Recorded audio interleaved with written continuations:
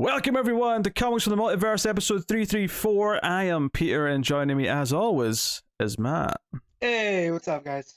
This is a DC Comics podcast. We get together every week and we talk about the DC Comics we read. Coming up on this week's show, we have Batman issue 130, Gotham City Year 1 issue 3, Dark Crisis Warzone issue 1, plus Matt checked out Poison Ivy issue 7 and Monkey Prince issue 9. And I have a pretty notable Patreon book in Animal Man 26. So that's what's coming up on this week's show. And is this the big one? Is this the one that I think it is? This is the big one, and also appears to be the last issue. So I'm going to have to find out what I'm doing next for this Patreon slot. But I'll warn everyone right now. I am operating in like no sleep. So if I say stupid things on this episode and make mistakes, and maybe swap, I don't know, Batman and like Kite Man around or something. That'd be very difficult considering none of the books I read, Kite Man was involved. So unless he shows up in Animal Man, sir. I'm just hypothetical example. That's all. So. Hey, we're barreling towards the end of the year, although this is actually the quietest week of the month. Usually, there was a couple of years in a row where they took like a full week off around Christmas, and they're not doing that this year. So what I will say, just for in advance of the end of the month, is that the episode that we would have been recording on Christmas Eve, which we were never going to, but if we were recording on Saturday like normal, it'd be Christmas Eve. That episode will be like 2 days late, probably. I'll just, give or take. That's the plan, just so you know what to expect around Christmas. Obviously, the reasons are, pretty clear why. But holidays, that's why. Christmas. The Yuletide. Yeah. And then possibly the one the following week could be a little late as well, although I think me and Matt are just like, we don't care about New Year's, so yeah. Who cares? So probably no disruptions there. And then, of course, soon after that, the annual episode for 2022, which I think is annual number 6, if I'm right in saying. Oh my god, we've been doing this too long. Will be soon after that as well. So look out for those things at the end of the month. But hey, Matt. Yes, sir. I've had no sleep. I'm very tired. Getting to the end of the show means I get to... Well, I don't get to sleep properly because I still have to put this up for Patreon. But yes, but get to rest a little bit, put it up, and then sleep. Yes, get to the end of the show. I get to sleep at least a little bit, right? Yeah, there's gonna be breakneck. We're gonna speed run, and it starts now with the Comixology top 10. That's right, Matt. There's always time for Comixology top 10. Doesn't matter how sleep deprived I am. It's happening. So. Let me guess. I got to guess. Okay. Is it Batman? For Tuesday, for DC's books, yes, it is Batman. So Tuesday's books, as of right now in Comixology, the top selling is Batman 130. No surprises, really. Number 2 is Dark Crisis Warzone issue 1. Wow. Although bizarrely on Comixology, it's listed as Dark Crisis issue 1 Warzone, which is confusing as hell. Yeah, someone missed a punctuation there. Yeah. Very odd. So you got that, and then number 3 is Batman and the Joker, the Deadly Duo. Okay. Which, fair enough. Mark Silvestri, I get it. He sells still. I would probably just say Batman and Joker sell if I was making a guess. Yeah, true. Gotham City Year 1 is number 4. Okay. And then number 5 is the Joker, the Man Who Stopped Laughing. And then number 6 is Poison Ivy issue 7. Number 7 is Sword of Azrael, issue 5. And shockingly, we have an un-DC book. Because keep in mind, there wasn't as many DC books this week of note. So there is actually something else. This looks like a trade or a graphic novel here that snuck in next. So number 8 is Avatar, The High Ground, Volume 1. Wait, as in the As in our James Cameron? As in our Lord and Savior James Cameron's Avatar, yes. Yes. Really? Did not know this. Yes. I don't know there's a comic. Sherry L. Smith and art by Guilherme Balabi. Wow. Yeah. There you go. So there you go. Yeah, Way of the Water movie coming comes soon. out next week, right? Yeah. A lot of buzz. There's a lot of buzz for it. Yeah, all 4.5 hours of it. 3 hours 20 minutes. Come on, if you're going to, Might as well be 4.5, Pete. I wish it was 4.5. This is the first Cameron movie I've had in 13 years. Give me all the minutes. Yeah. Give me all the minutes. Make that. Are you one of those people that got really depressed after seeing the first one because you could never go to Pandora for real? No. Are you one of those people? No. This is more about having a James Cameron directed film than it is about Pandora. But, what was I going to say? Aye, make that chump Peter Jackson look like a child with your runtime. That's what I say. I mean, in fairness, I'd rather see a James Cameron movie that's that long than a Peter Jackson movie that's long. Because usually with James Cameron, there's going to be, more my genre than Lord of the Jackson and his hobbits and elves. What's the last non-Hobbit movie that Peter Jackson made? And not the documentary either, because I know he did that one about World War One. Well, he's done 2 because he just did a Beatles documentary. Yeah, so not a documentary. So is it Lovely Bones? Is the last time he had something that wasn't Hobbit related? That may be it. Yeah. Yeah. Maybe Lovely Bones. And I love The Frighteners. Frighteners is my favorite Peter Jackson movie. So, I guess mine's Brain Dead, but yeah. Still have never seen that one. I need to knock that out. It came up on that Shudder list in the top, top best scares. It was pretty high. So, all right. yeah. Number 9's back to DC with Monkey Prince. Being beat by Avatar. And then number 10 is The Witcher Ronin, which is a manga. So we've got a manga in the top 10 for Tuesday. So yeah, DC didn't have as many books out this week, and it shows. Yep. So there you go. And then if you look at Wednesday for the rest of the industry, I'm gonna guess. I'm trying to find which X book because there's 2 that I could guess. I'll go X-Men Red. Nope. Dang. All right. Which is it? It's not an X-Men book. It's appears to be the first issue of an event called Dark Web. Where the hell is this on League of Comic Geeks? Oh, there it is. It's like 4 rows down. It's because it's an issue 1. The issue 1s always suffer on their page because not enough people have clicked it yet. But yeah, it seems to be Spider-Man focused given the name. Let's see who's doing this one. This is Zeb Wells, so a long-time Spider-Man writer. Oh my God, that's tying into the Clone Wars. Oh boy, have fun with this one, guys. Not the Clone Wars, the Clone Saga. Yeah, I was going to say you're mixing some Star Wars stuff in there. Yep, I did. Number 2 is Immortal X-Men issue 9. There it is. Number 3 is X-Men Red issue 9. Number 4 is Fantastic Four issue 2. Mm-hmm. Number 5 is Avengers issue 63. Number 6 is Daredevil issue 6. Number 7 is X-Force issue 35. Number 8 is Extreme X-Men issue 1 of 5. This is Chris Claremont. This has to be set in a. I'm looking for this one. Where's this one popping up at? Yeah, that's got to be set in one of those Claremont universes, right? Like probably.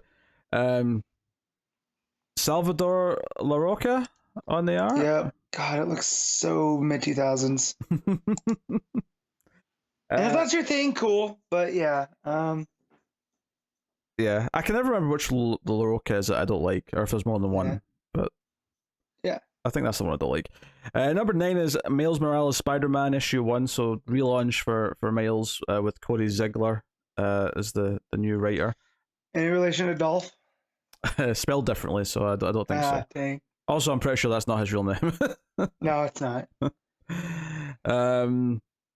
Yeah, so actually, I'm not familiar. I looked him up actually because I was looking at this earlier, and he's been one of the writers on Amazing Spider-Man. Because it was weekly for a while, so there was lots of writers working on it. So that seems to be some of his main comic stuff. Number 10, is this our only non-Marvel book? I think it is. Gargoyles issue 1. Hey, had I known, I would have picked that up. Love that show. I've never seen any Gargoyles. Oh, it's Dynamite. Yeah, very, very 90s. Oh, it's from the series created. Oh, I'm gonna have to go and get this. Maybe I'll wait for trade because it's the original series creator. It looks like it's in continuity. So got Angela there. There they all are. I guess notably outside the top 10, at 13 you've got Thor, so that's kind of fallen down a little bit since the days of more notable creatives on it. And then 14 is the adjectiveless Spider-Man by Dan Slott and Mark Bagley, so that's fallen down a little bit as well. Mm-hmm. So. Where'd Spawn come in at? So I know they're pushing the Batman because they kept getting this week. Couldn't turn a page in a DC comic and not get that Spawn Batman Spawn team up. Batman? I don't see it. Well, no, this is Spawn 336. Okay. Yeah. Spawn. I'm looking for Spawn. I'm not seeing that. I can't see Spawn. Yeah. It's crazy because like it's action comics, detective comics, and then I feel like Spawn is the next. We're not used to these high numbers anymore because of all the renumbering all the companies have done. Yeah. Honestly, yeah, if I see something in the 50s, I'm like, whoa, something got to 50. Yeah. So yeah, Spawn 336. That's it. Batman's up at 130, which is something. Yeah. Mm-hmm. We're going to get to a point where this volume of Batman's going to be as long as when Superman got his second volume. Yeah. And then it got folded back in. Yeah. Well, Nightwing's coming up on 100, so that's cool. That's true. Yeah, Flash and Wonder Woman both reverted back to their original numbering, so they're up to high numbers, but there you go. Cool. Not a super exciting top 10 this week, but hey, they can't all be winners. Yeah. So there you go. But yeah. There is actually a bit of news this week as well. The one little limited series for March has dropped this week in the news, and that is a Superman book. Christopher Priest and Carlo Pugilane, who of course worked on Deathstroke together, are doing a Superman series, a self-contained, which presumably means out of continuity, and given the premise, I assume it is. So it's Superman Lost, and it's about Superman who's went away to fight a war that lasts 20 years or something like that, or a mission that lasts 20 years, but it only takes over minutes on Earth. So for Lois, like no time has passed, but for Superman, he's been gone for 20 years. So it seems to be, dealing with the relationship sort of turmoils that come from that. I'll read the exact text here just to give you a sense. Tells the story of Superman who's been lost in space for 20 years of his time, but returns to Earth just minutes after he left, as far as Lois and Lane and Batman are concerned, and how about his odyssey of solitude impacts his relationship with Lois. So I presume you're going to maybe be cutting back and forth between after he's returned and what he was doing and what he was doing, years. yeah. And him trying to readjust to life. Yeah. Where it seems like he wasn't gone that long, but so much has happened to him. It's kind of similar to John, right? Like a little bit? Kind of, yeah. I guess what they're going to be doing with this is this idea that he's been Superman's been in his little Castaway story. Mm-hmm. So he comes back this changed man because he's been through all this stuff. So it's even bigger than John when you think of it, because John was only really 5 years, something like that. Yeah. Whereas Superman is 20 years is a long time. No, that's that's a generation, right? Yeah. Yeah. But crazy. No, I'll definitely check this out. It's Superman, but it's also, I enjoyed mostly that Deathstroke. It got a little wonky. I need to catch up on his Black Adam, because I have them.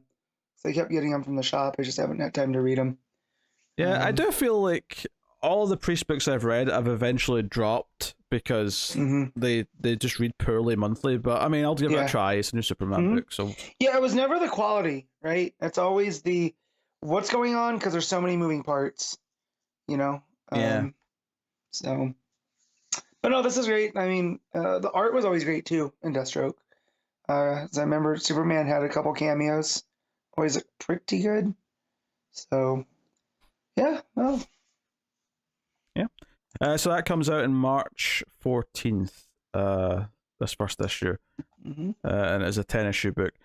And we'll be getting March solicitations in probably a week, maybe 2 weeks, depending on when they put them out. No yawning, Matt. It's not allowed. Yeah, sorry. I was saying that because you're going to make me yawn. I know.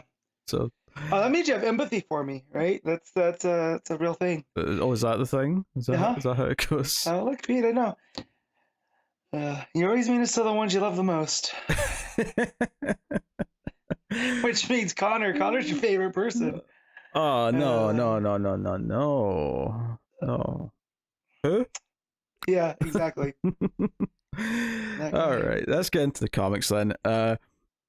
Batman issue 130, Chip Zdarsky writing with Jorge Jimenez on the art. So the last issue of this was like it had good parts, it had some really well done parts, some really nice art.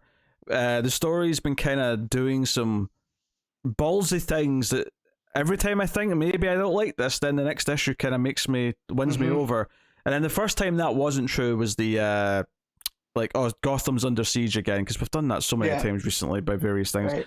So the last issue ended with Batman stranded in space, the Watchtower's been destroyed, no ships seemingly, and the first half of this Batman issue is just how he gets back to Earth, right? And it's Gravity Batman edition. It's Gravity with Batman. Here's the thing. I was so conflicted reading this first half of the issue, because I think it looks great, the art's phenomenal, I think it's fairly well told. I kind of like the sort of the how like bombastically cinematic it all is, because it is very much like Gravity but with Batman. But there is just something just at its core that's just a bit silly about the idea that Batman's batsuit can withstand re-entry. That just annoyed me. Feels like it was probably over 10 years ago now. The guy did the space fall, right? Where he took the balloon all the way up to the upper atmosphere. And then he fell out. And he was in a fully pressurized suit and he still lost consciousness. And he fell for 30 seconds unassisted. It was very scary. Thought we were going to see something bad. And I understand that Batman always has a plan, whatever, but yeah. The Batsuit's not this fully pressurized thing, and it's also he's running low on oxygen. They set that up even before he enters the atmosphere. So it was even a bridge too far, and then he never loses consciousness, and he uses the ribs in the cowl and the cape to assist him on the way down. So he even does it without a parachute. And it was just a little bit too much. I mean, the visual's great, obviously, with hitting the cape out and he's coming down for his landing and all the rest of it. The whole thing looks great. The whole sequence from start to finish is very exhilarating as far as storytelling goes. It's just that the core concept of it's just a bit too far for a character who's supposed to still be human. Yeah. You know? Yeah. I really thought before he hit the atmosphere that there was going to be, a Green Lantern or someone was going to be there to bail him out. Yeah, Green Lantern, Martian, someone that we hadn't seen yet, because we know Superman was dealing with the robot, right? Why am I blanking on the name? It's the name of the art. Failsafe. There we go. So we know that. So yeah, I was expecting maybe Wonder Woman, someone that we hadn't seen yet, to come in at the last minute. Yeah, just really surprising. That it's just clearly Zdarsky doesn't mind doing these over the top things with Batman, and don't get me wrong, I get what he's doing here. He lands in the snow near the fortress, which I guess was kind of planned because he was aiming for it, and he just stands up and he's like, "All right, time to get to work." It's the idea that landing from orbit. Yeah, that's the thing too. Is that it should have been this thing where somebody finds him. Yeah. Again, that's taxing. Even on a superhero level, him doing all of this stuff again. I think just as a regular human. I do think some people will have that reaction. It's it's a superhero comic, whatever, and I get that, but I think there's lines. I think there's some limits where. Yeah. Because even if let's say this is Hal and not Bruce, and he's missing his ring and he gets his ring on at the last second. Then I could, Green Lantern-y stuff. I could accept that he can get up, dust himself off. But that's a magic force field, though. You have to accept that I can just do things like that. Right, that's what I mean. Batman doesn't have a magic force field here.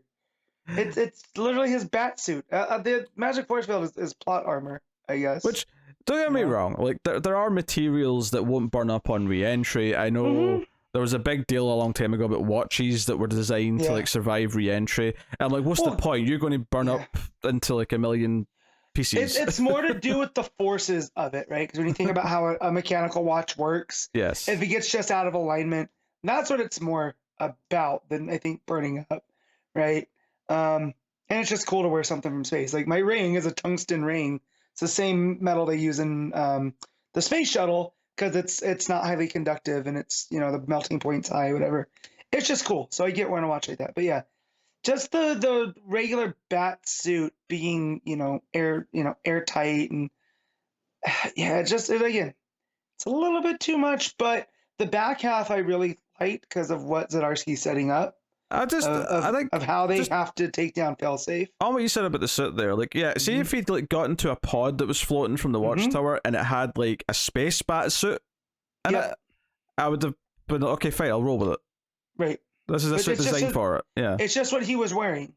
Yeah, it's his regular bat suit. Yeah. Yeah.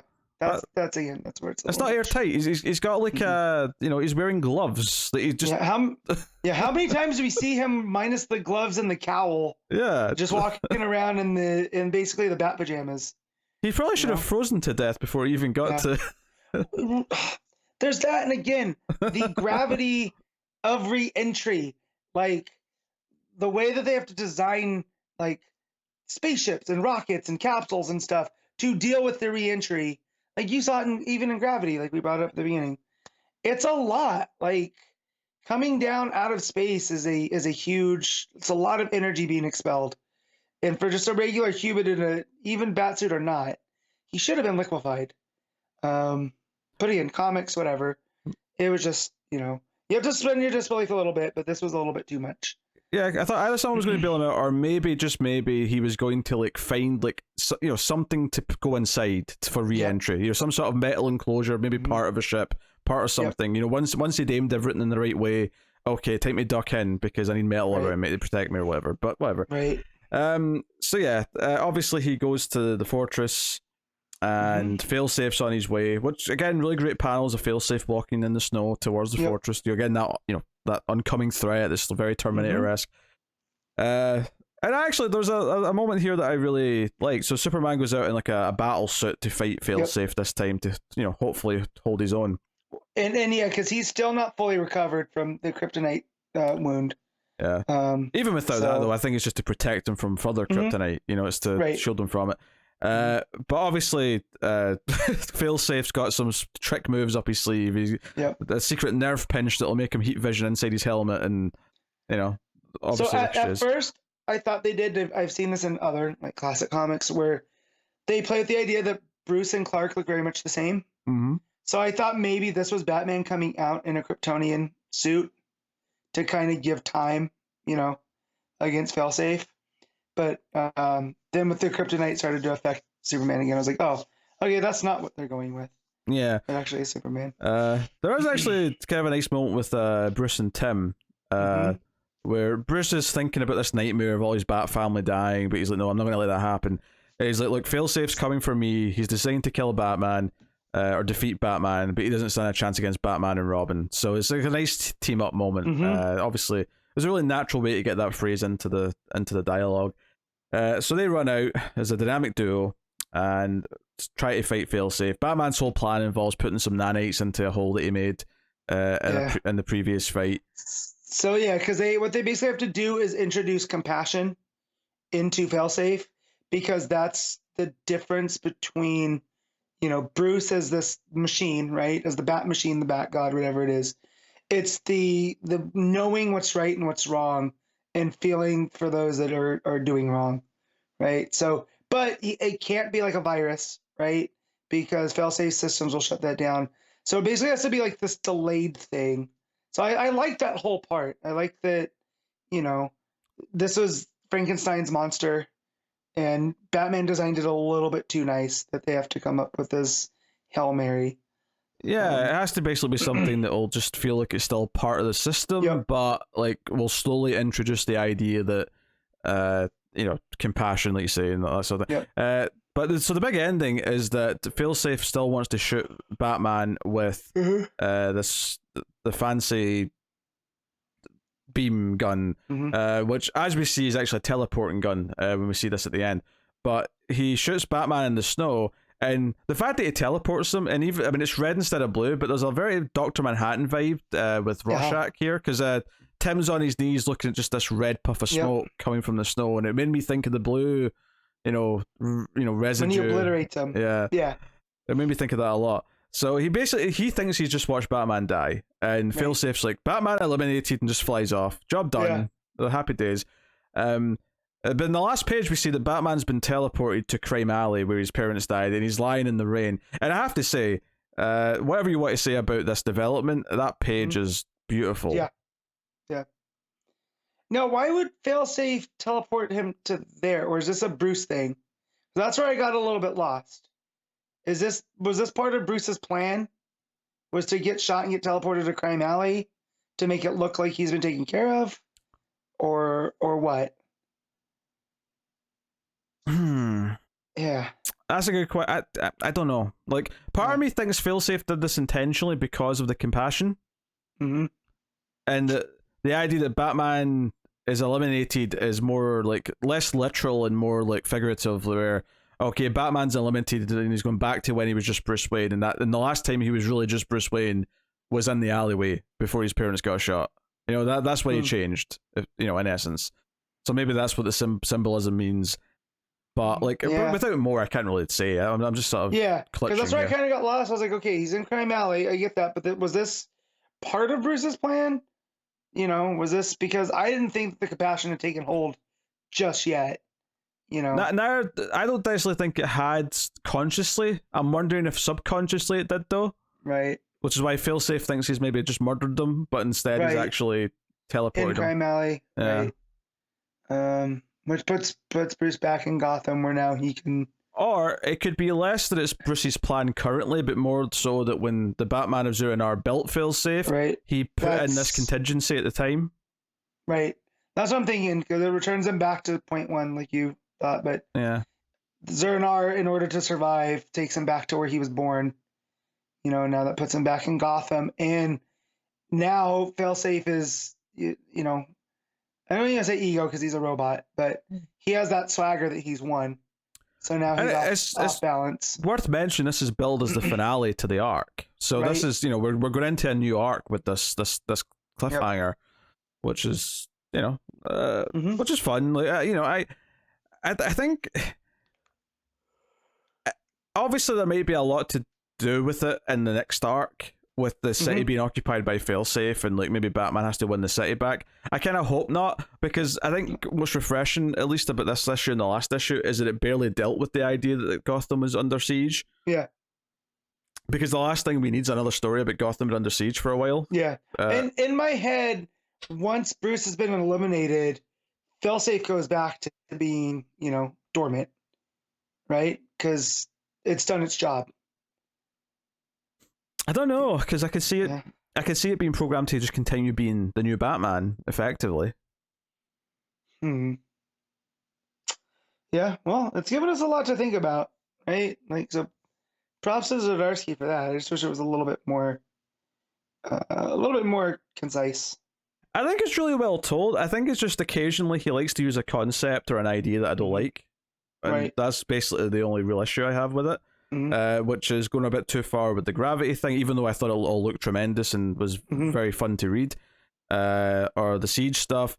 Like there's just ideas sprinkled in that I don't like, but fundamentally some of the character beats, like, he's no match for Batman and Robin. Bruce saying he'll be okay as he's saying, no, let me get shot, in the snow. Yeah.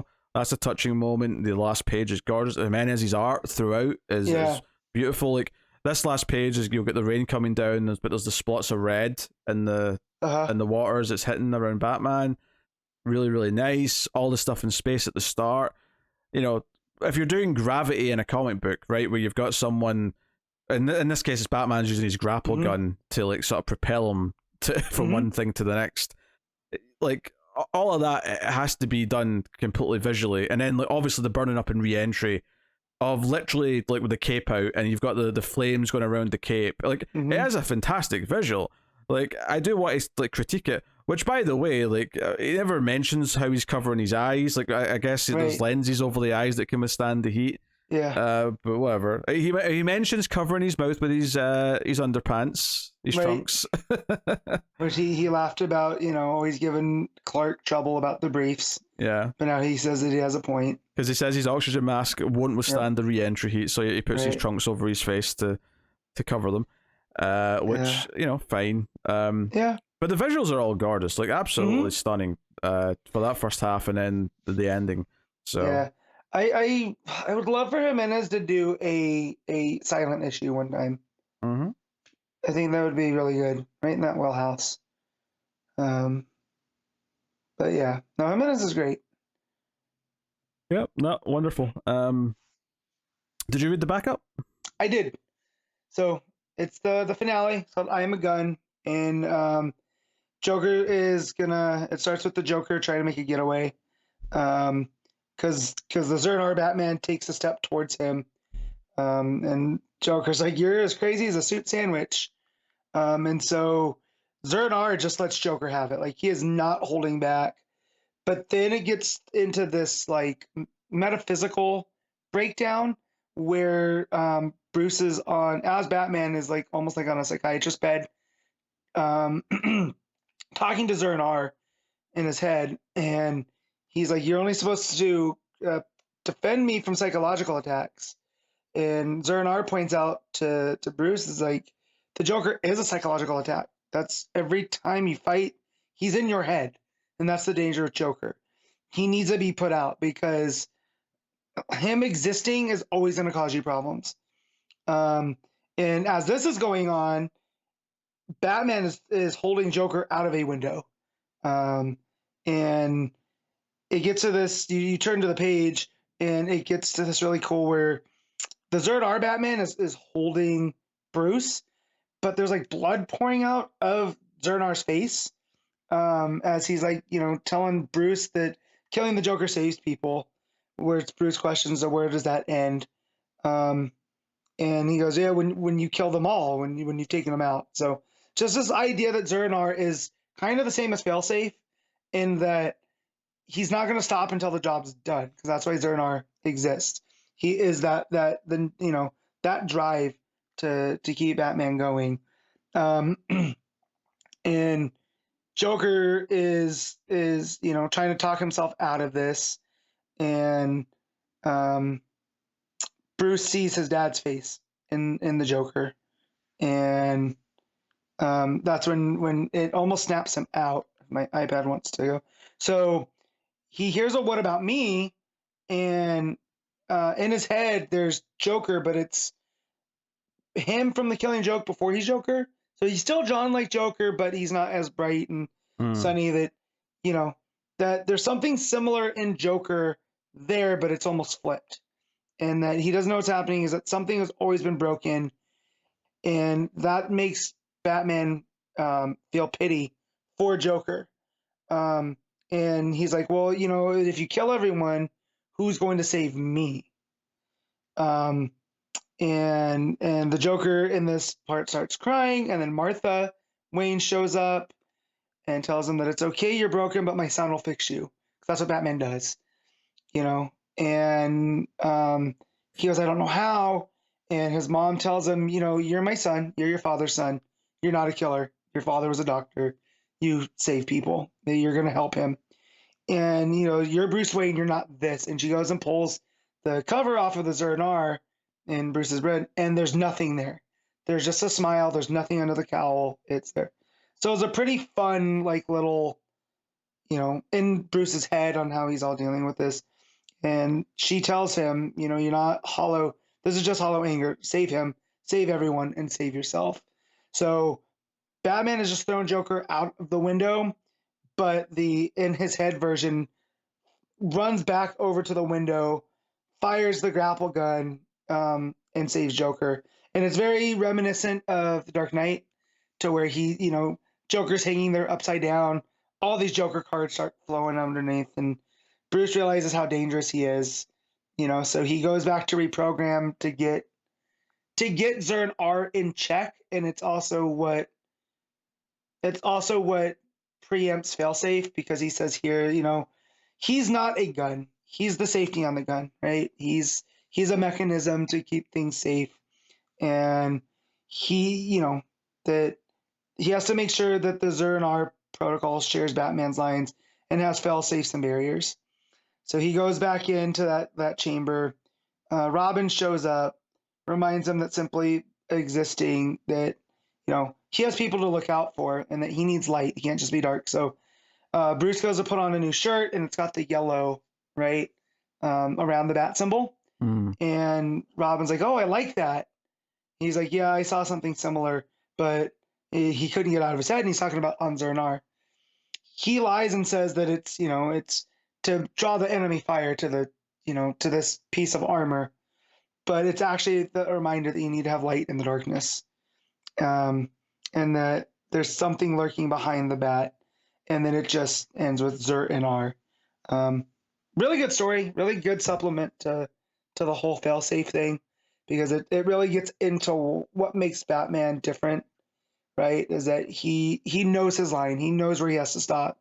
And to answer that question, why doesn't he just kill the Joker? It's because he doesn't feel that the Joker is the real person, that there's someone in there that he'll eventually be able to reach. And that's something that we've tried on so many times with the way that Zdarsky and the artist Romero, the way that they get at it with this mental battle in Bruce's head, really, really like it. And Romero's art looks just enough like the Silver Age it really makes the Zur-En-Arrh pop with the Joker, because it's all this bright pop art looking stuff that he has going on. So, and I wasn't even annoyed when the Waynes shows up, when at least Martha shows up, right? Because these are all, things going on in Bruce's head. So of course his parents are going to try to reach out, because they're the reasons why he does all this. Also helped that we didn't have to see a broken string of pearls. So I admire the restraint there. So, but yeah, I enjoyed this more than the main issue. Okay, so, that's interesting. Yeah. Yep. All right. What were you rating Batman then? So I will rate the first part.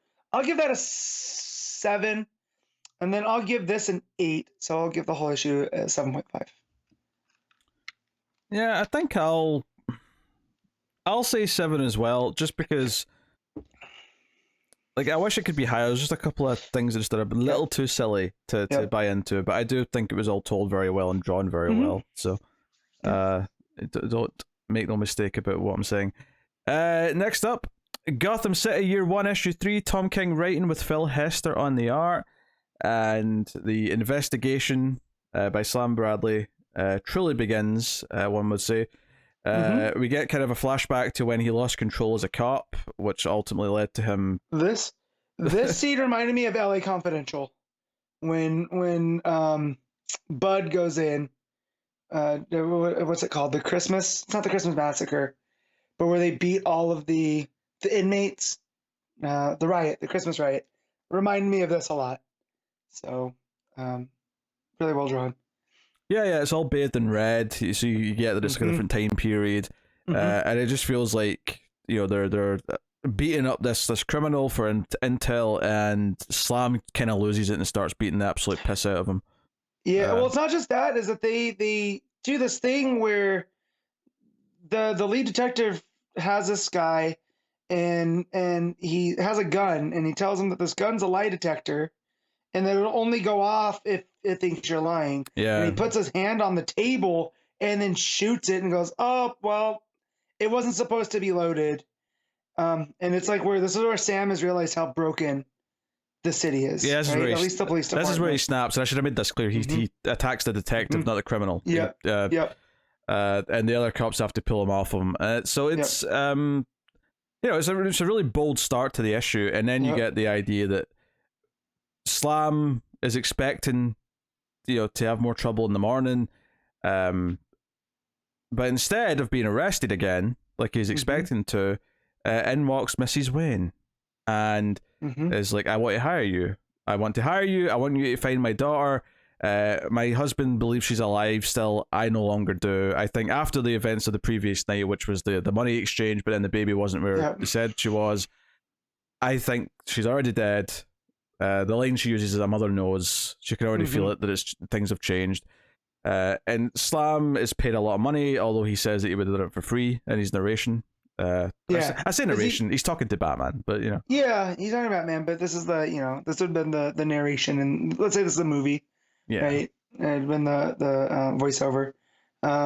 Yeah, just everything here. It's got such a mood of a film noir, just with the way the shadows are drawn in the office, with Mrs. Wayne, which I can't Constance, right? Constance, Just yeah. call me Connie. Yeah, just the way that she's drawn with the shadows. It reminds me of film noirs that I've seen, almost like Double Indemnity, right? Well, even that page where it's swapping between the two of them, and you've got her in the black, like negative space behind the panels. All the panels of Slam, you've got the blinds behind them, so you get this. You know, like when I think of a noir like detective's office, I always think of the light going through the blinds and hitting the faces. You know, so for sure, a lot of that going on. But yeah, he starts getting to work and looking for basically the woman who, like, you know, came to him with the note, right? Sue. Yeah. And starts trying to track her down, and it takes a bit of effort. It takes some bribes. Luckily, though, he got a big wad of cash from Mrs. Wayne, so he's got ways to bribe people. And it's like, okay, well, she was jumping around like an acrobat, so that wasn't the first time she's leapt from a rooftop to another rooftop. So she's athletic. That's something I can use. And he basically tracks her down through like a cleaning service, so it's all off the books, which then leads to a nightclub where she was performing with a band. And he doesn't even know if he's really looking for the right person up until a point. He's just hoping it is. He's hoping this is the Sue that he was looking for. He's hoping because this is all he has to go off of. Right? Yeah, it's like, oh, the way she moved, you know, the way that she moves around through society, she has to have these ins and outs, right?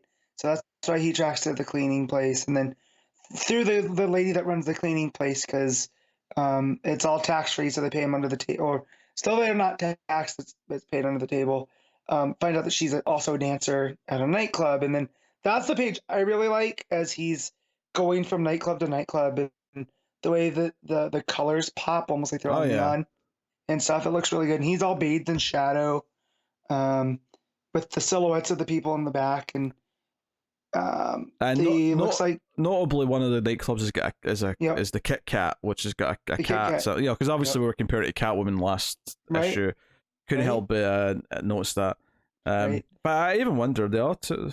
Nah, Rhythm Room it wouldn't be. I'm just wondering if Theo Clock's got any sort of relevance, but because that's the name of the middle club. Right. But you know, eventually get some information. Finds out that she goes by Queenie, the lady that he's looking for. You know, and ends up with talking to one of the bands at one of the nightclubs who know, you know, what does he tell him? Gives it the full name, right? It's Queenie Lydell. Yeah, full name, and just that she's a little bit different. And he ends up going to his mother, who reads tarot cards to help. Like, can you help me find her, kind of thing. And they've got an interesting chemistry. You know, good mood there. And it leads them to a house where he goes up to the door, where Sue might have been staying with this guy. I think his name was James. And so this guy opens the door after Slam's banging on the door a bunch, and he says, you know what time it is, why are you knocking on my door? But then he hears a baby crying from like inside the place, so he actually kicks the door down, and we get this sort of action scene where this guy, who is being like invaded upon, like his house has been broken into, because we're not even sure that this is the house, right? This is all off on a hunch, but here's a baby crying, thinks, oh, that's got to be the Wayne girl. Yeah, he basically he's just acting on instinct, and he's acting what's the word, recklessly, I guess. Yeah. Is maybe No, recklessly, and he pushes through the door, and then the dude grabs a shotgun and just starts taking shots, and he's, you know, he even Slam starts to be like, oh man, I didn't even see the gun, I'm moving too quick, you know. So we get this scene where he has to jump over the stairs to tackle the guy with a shotgun, and then he goes back up the stairs to find the baby, only to find this baby is clearly not the Wayne kid, because it's a black child, to go with the black man whose house he just invaded. Right, so, and then Slam's like, oh my god, I didn't even think this through. I made a huge mistake. I just beat the crap out of a guy whose house I just, you know, broke into, you know. But yeah, Such a good reveal too, because his face, like just the look of when he looks into the crib. Yeah, and the baby's obviously crying because there's been some nut job banging on the door for the last 5 minutes. So, banging on the door, yeah. There's a scuffle and gunshots downstairs. Yeah, like it all adds up. But then he looks out the window and he notices that in the garden there's a patch of grass that's been recently redug. Yeah. So he grabs a shovel and starts digging, and we get this sort of depressing full page spread of the baby's wrapped up. The baby was already dead. Maybe this guy is like the husband of Sue or whatever.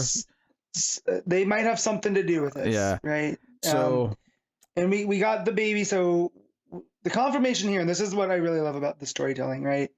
Is earlier in the book we get this full page spread of when Slam's talking about the baby.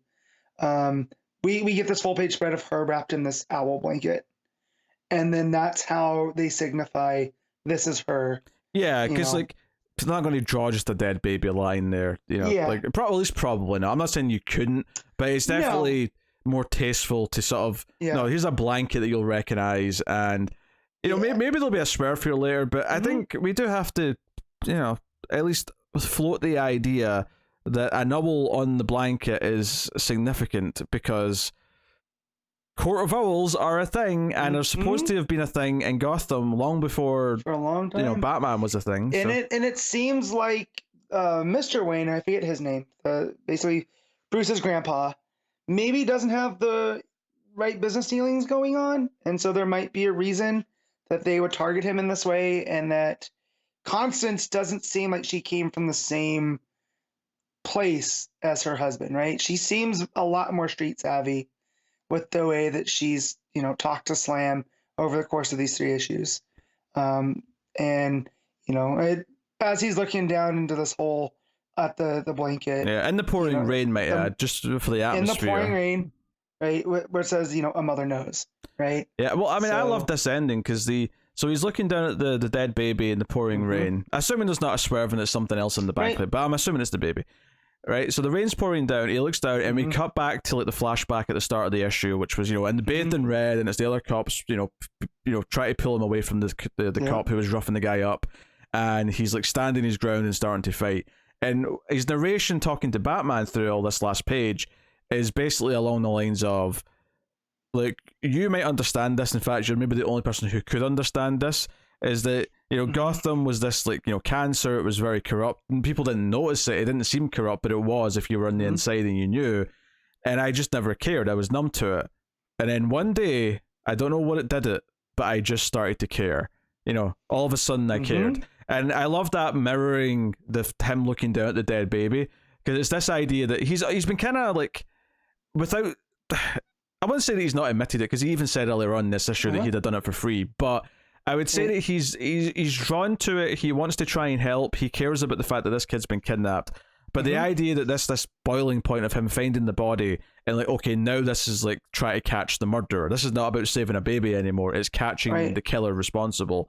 It's got his sense of justice restored. Yeah. So I feel he was kind of numb like he was before, where he was just taking these jobs, doing what he needs to do, roughing up whoever he needed to. Yeah, I guess what I'm getting at is this has reignited his fire. Like this is he's got a purpose to fight for now. I love one of the cops asked him back in the flashback, "Are you out of your mind?" And he just as we're looking at him, they have all their nightsticks and stuff out, and he's up against the wall, and he just says yes, and then we get him throwing a punch and it says slam, which I love that's what they're using the effect, right? For Slam Bradley. Yeah. God, it's just it's a great little page, and then at the bottom where he gets back to him that he doesn't want to pay that price anymore. I found myself plenty bothered, and that the fire is reignited. This fire rises. So this is so good. This is anyone that's been dubious of Tom King. I had this discussion I think last week about Human Target. That some of our friends online were kind of like, oh yeah. I've been kind of put off by Tom King because I was running on Batman, and I was like, yeah, but like, as of right now, Rorschach and Human Target are 2 of my favorite things that he's done. Supergirl was great. This is shaping up right now. We're halfway through, right? This is only 6. That's only 6 issues, yeah. Yeah. Halfway through. This is like exactly what I wanted it to be. It's this gritty noir about, mid-century Gotham. And just like King's just working on, he's firing on all cylinders right now with the stuff. And hopefully Danger Street that comes out, I think this week, right? Yeah. Keeps that momentum going because it says a lot that you listed some books here that even mention Mr. Miracle or Strange Adventures.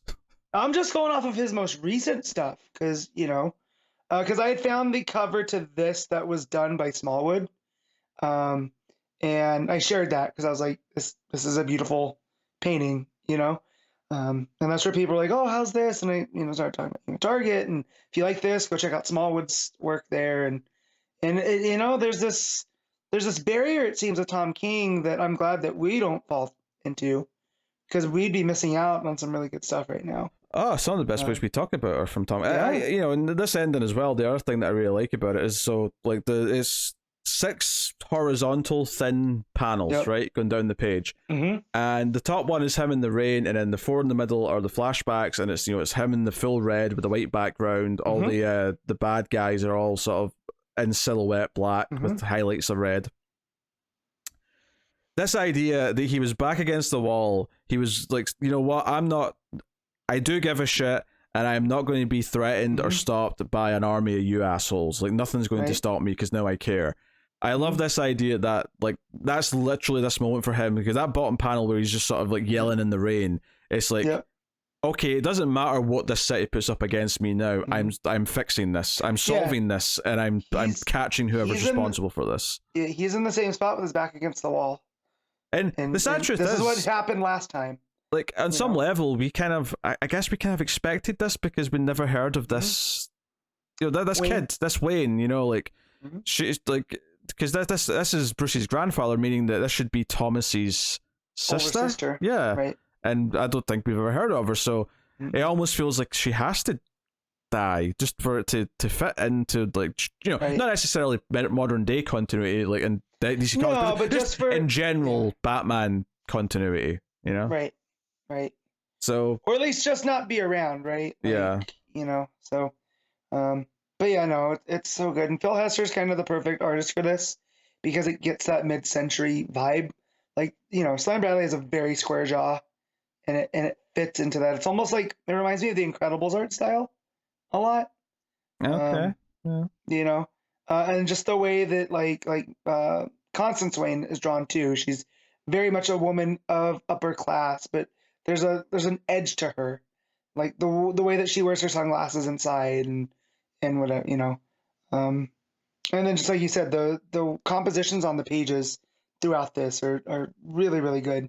That fight scene with the guy with the gun in the house, handled really, really well. Yeah, because that can, you feel the chaos, but you also can, you don't get lost in it. So yeah, honestly, all the stuff in the office when Mrs. Wayne comes to talk to him, and it's all the moody lighting and the kind of just the atmosphere, him in the rain at the end, and just how sort of defeated and like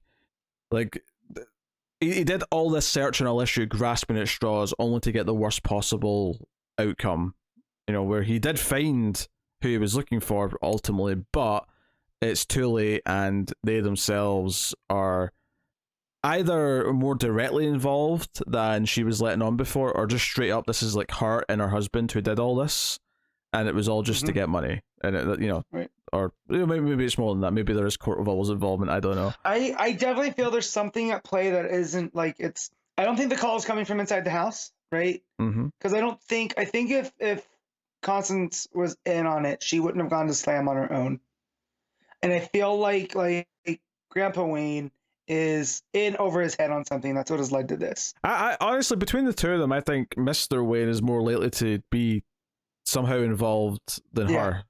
Yeah, because he's the one who wants to wait. He's the one who wants to do whatever they're saying. Right. Not that I actually think he is, but if I'm having to pick one between the two that I think is more likely to be involved, is him. Yeah. So whatever he did, I think, has led to his daughter being kidnapped and murdered. Right. There's some business dealing. Let's take the court out. Like I want it to be the court because I'm on that conspiracy theory, whatever. But let's just say in the grand scheme of things, and she knows this, but as a woman in the mid-century, right? This is 50s, 60s. She can't handle stuff herself, so she has to go and have someone else handle it for her. And I like that commentary here too. is that she's just as strong, but she has to go about it a different way.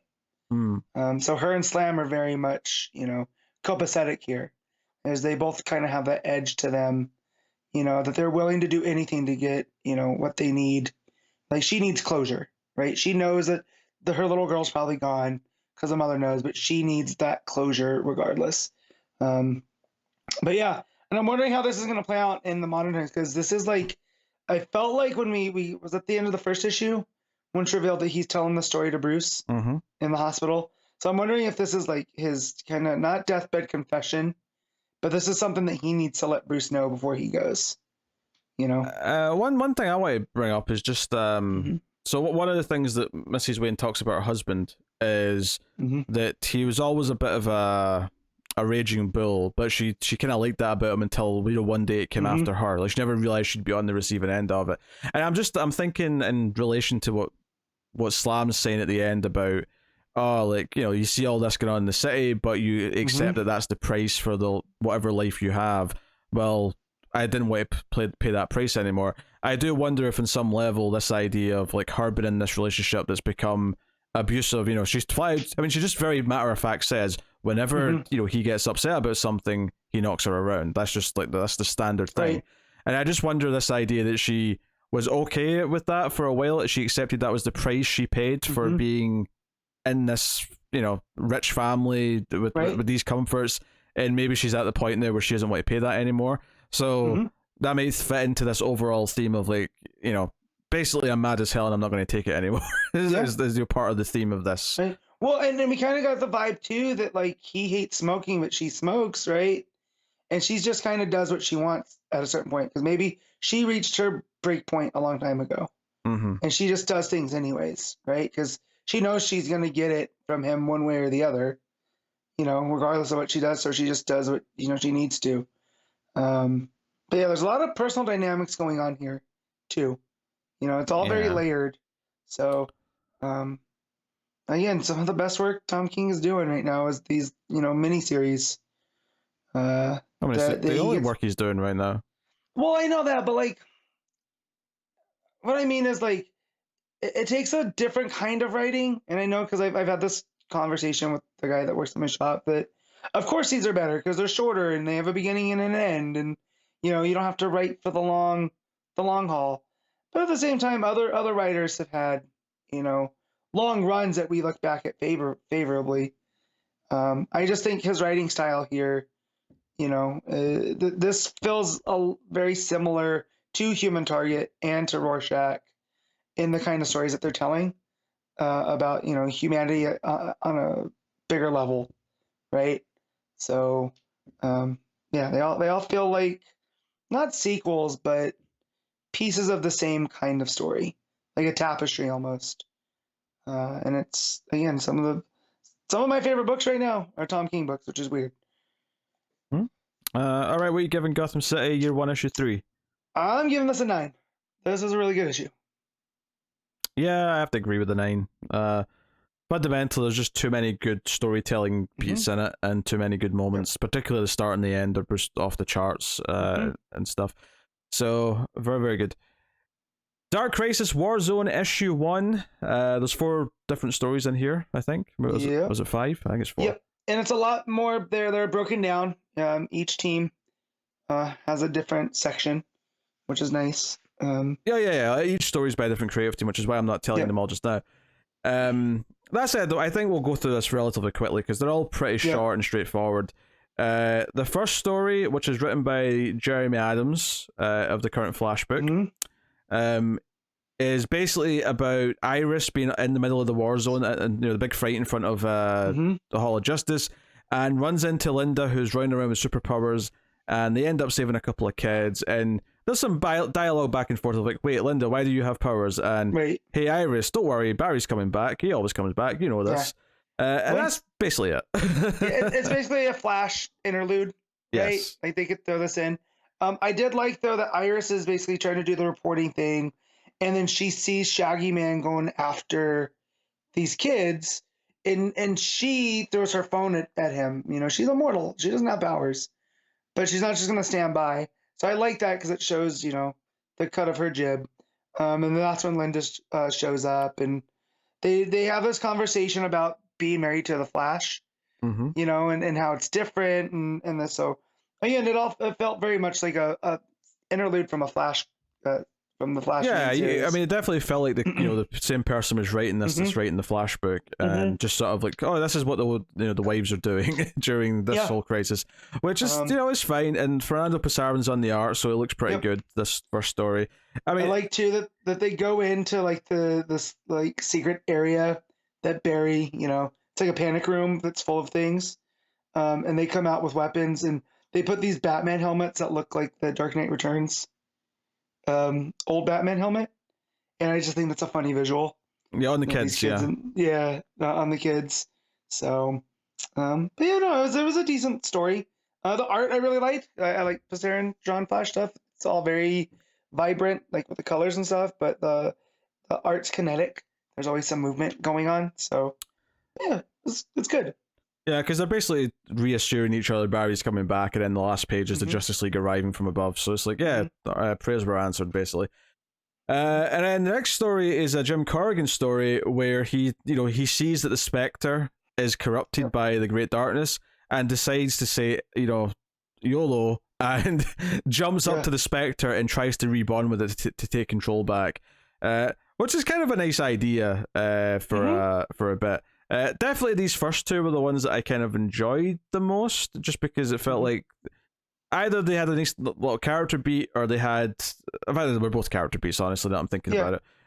But, this was by Frank Thierry and Serge Acuna on the art.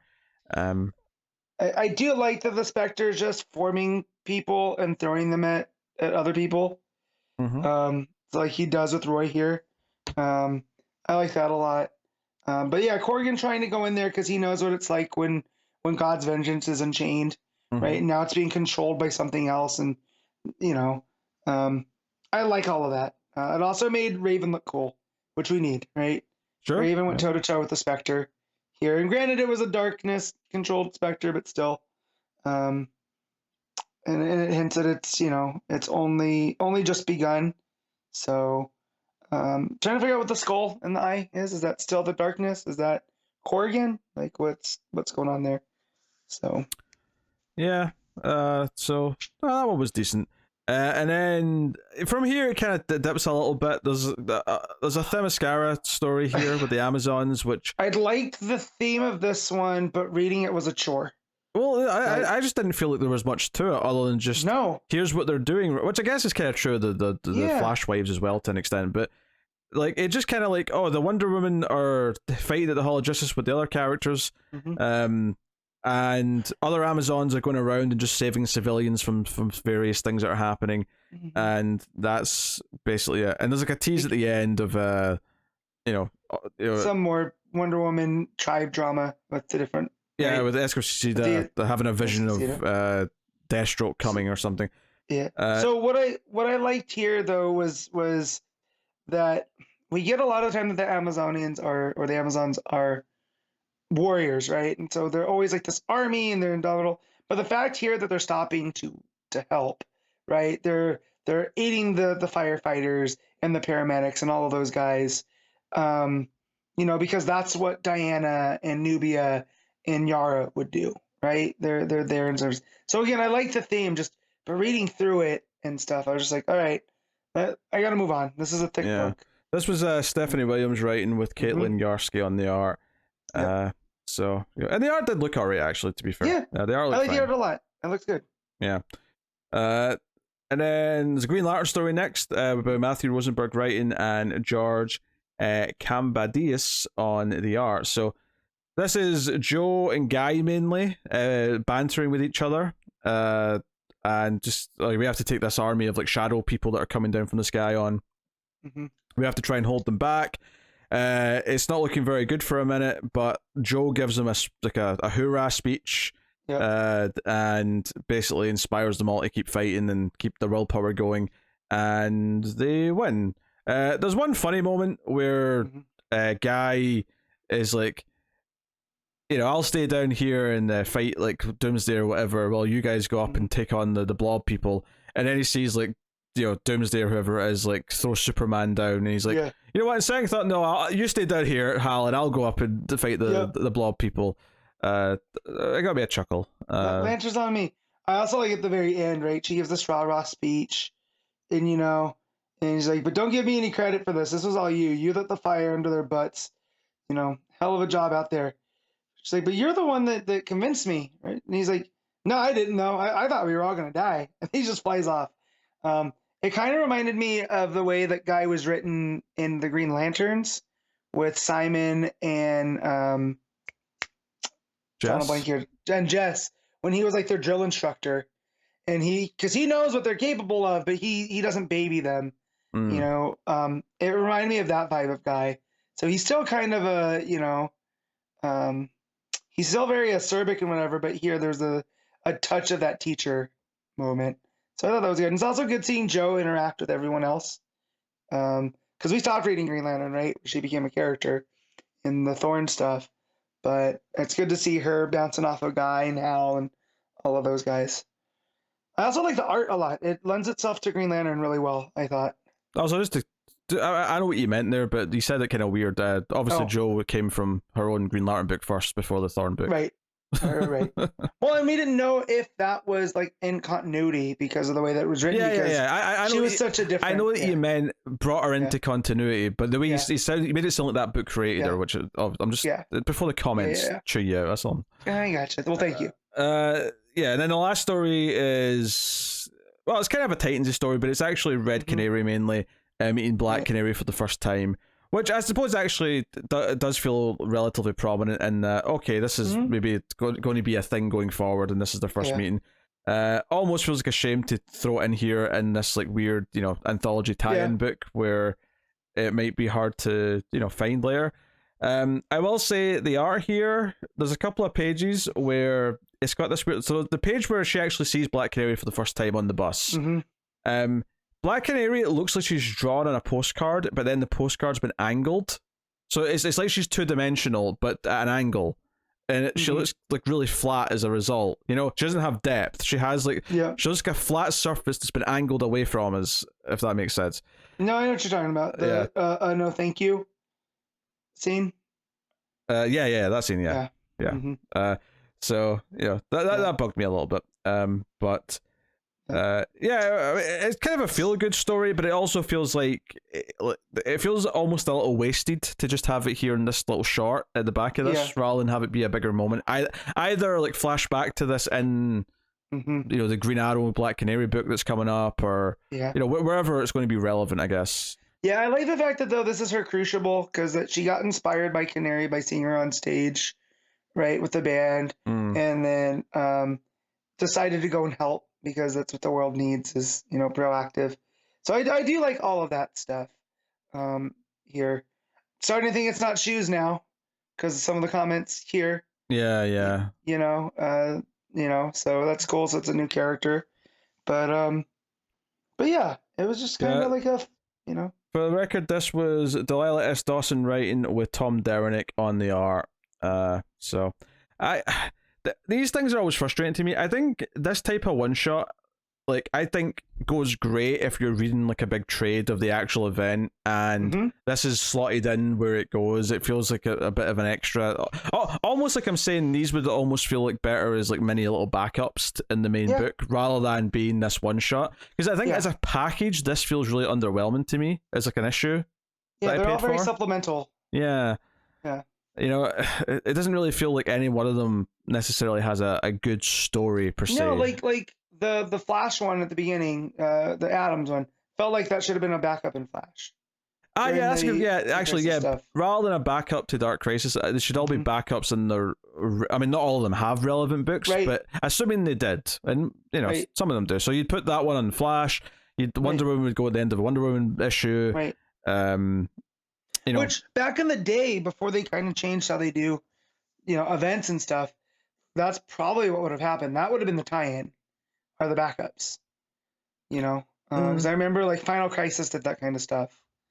Where there was the Final Crisis tie-ins. So it's like a few of these were pleasant enough to read, but I wouldn't say it's worth buying the issue for. Yeah, no. I Like mean, with as a Jeremy Adams Flash fan, I think you would, you'd want to get that just to have that story. But yeah, it definitely feels like this. but it's like $6 for what, 8 pages? Yeah, yeah, Because I feel like when you have an omnibus later on that collects everything, and this is slotted in where it goes, it'll make that Yeah. big battle feel like there's a lot going on. yeah. Which is fine and cool, but as it's an individual issue on its own, it just feels kind of underwhelming. Like, I don't know if I needed any of that, even though there is a couple of nice little moments in it for some of the Red Canary meeting Black Canary for the first time, Linda and Iris having a nice little moment. There's some nice moments between characters. Jim Corrigan has kind of a heroic moment, all cool, but not all of them just feel like moments and nothing more. There's not really anything around them, so. Which is always my problem with these little anthologies where everything only gets like 8 pages. I mean, some of them even less. So yeah, I agree with all that. Again, I kind of missed the little like the miniseries tie-in, like the 3 issues. Yeah. That they would do. I miss when they would have that because then the story would feel like there was more heft to it, and it wasn't just these small collections. So yeah. All right, what are you giving Dark Crisis Warzone issue 1? I'm gonna give this a 7. Like it's good, but it's not great. So yeah, I think I have to go with a 6. It's just for me, it just feels a little bit like it's just a little bit superfluous. Ultimately, so I wouldn't say like it's that bad, but I also feel like if it's not bonus material and something like on the main story or whatever, I would say that it's not really worth going out your way to pay for. So yeah, there you go. All right, Poison Ivy issue 7, WIllow Wilson writing with Atagun Ilhan on the art. I'm probably butchering that name. Apologies. So Takara looks like it's taking a break. So you have a new artist, and the art I'll just start off by not as exciting as Takara. Like it's not bad art. There are some faces here that in proportions that are a little bit off, but it never distracts enough from what's going on in the story, especially once the story starts getting into like plant monsters and stuff like that. But when it's just basically Ivy in her human form and the main villain that we get, a little bit left to be desired. But it starts with this rich lady overlooking her like big manor property with these landscapers, and her name's Beatrice Crawley, and you got Ivy talking about that people always think they know what bad guys look like because they're these big cartoon villains, right? They're grotesque, they look like monsters, but sometimes the plainest looking person's the biggest villain, and that's where you introduced to Beatrix Crawley. Talks about success and prosperity obscures the exploitation and greed. So as they're going about, when Crowley's done looking, she grabs this key and opens the secret compartment where everything glows like this magenta shade of pink, and then she locks it back up. And Ivy is still talking about like people and how they are, and that evil bullies.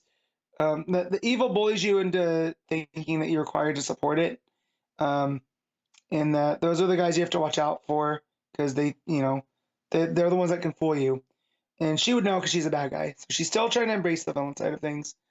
Come find out that Ivy's working on this landscaping crew to get close to Crawley, to find out what's going on. And the workers are like, be careful, Crawley doesn't like mistakes. And this is where it cuts back to Ivy's in her van driving through Montana, and she finds that this place in Montana is called it's Parsa, Montana, home of Future Gas, which is a fracking operation. And Ivy goes on this thing about how they'll sell you that fracking is actually greener and that it's better for the environment, but because of the process of fracking, there's a lot more that messes with the environment than just a simple drilling. And that after beating Woodrow, she thought that she was invincible because she had beat her mentor and all of that stuff. And then as she's driving through, she stops into this cornfield, and there's this weird pink corn, and that's what leads her to look over at this fracking rig going on, and it's just spewing this this pink, purple, magenta goo. And as she's looking at this, one of those plant monsters from Woodrue gets hit, comes out of the corn stalks, and she's like, "Well, this is weird because I defeated Woodrue. How are they still alive?" And so she goes to try to defeat this thing. It's eating part of the purple or the magenta corn. She takes off its head, and she realizes that this is tied to future gas. She gets in there. She finds this family of workers, and they're kind of like, "Yeah, we had to start working for future gas because they're the only show in town. Like their crops are infecting our crops, and it's just basically we're doing what we do to survive. We don't want to work with them, but we have no choice." And so, Ivy's like, "Well, let's just band together, um, let's give the Stace a town of its medicine." And then she lets them know that she's in landscaping, so that's why she's there. Let's give this taste a town of its medicine. Yeah, sorry. I'm let's give this town a taste of its own medicine. So she's gonna get all these workers together, but they feel like there's nothing that they can do to fight. And she's like, "Well, that's not the attitude to have, because whatever they're doing is messing with your crop. So that's all you guys have." And that's where she gets in to start working. She gets into the house, right, by saying that she's there to deliver some plants for Miss Crawley. And she gets in there, she starts poking around, and she finds some spores of like mushrooms in her desk, and they look kind of like the mushrooms that she was using, the lamia spores. And Crawley catches her and says that they're their own of their own design, and that because fungus are underappreciated workhorse of the natural. They break down their own soil and whatever. And this is where she lets Ivy know that she was spying. She knows who she is. She's not fooling anybody. So they get into a scuffle, and during the scuffle, the Lamia stuff activates in Ivy, and so she looks like she's this scary monster from the green, and she's trying to scare Crawley, but she says, "You don't remember me? I knew you from back in the day. Maybe this will jog your memory." And she throws the stuff on her that negates Ivy's power that was keeping the Lamia spores in check from killing her. So as she's on the ground trying to fight this, Crowley leaves her, and tells her that we're cuttings from the same tree, we're the same person. I've just learned a few lessons that you didn't. And it goes to black, and someone from Crowley's team comes in and sees Ivy in like the Lamia spore, like she was doing to other people, just this grotesque plant, like husk. And then it cuts and says next an out of body experience. So it's Takara is deeply missed because the art's not nearly as good, but it's definitely, it kind of feels like Swamp Thing, where the first chunk felt like its own story that was set with her coming up against Woodrue and trying to find her place. And now in this half feels like, oh, there's more to that going on, but it doesn't feel like, at least with Swamp Thing, it felt like there's something big going on. Here it just feels like it's going to be another typical Ivy story where she's going to fight someone that's like her, whatever. Still enjoyed it though, but not as much as I did the first big chunk. So I'll give this 7.5. All right. Well, next up, you checked out Monkey Prince issue 9, Jean Lung Yang writing with Bernard Chang on the art.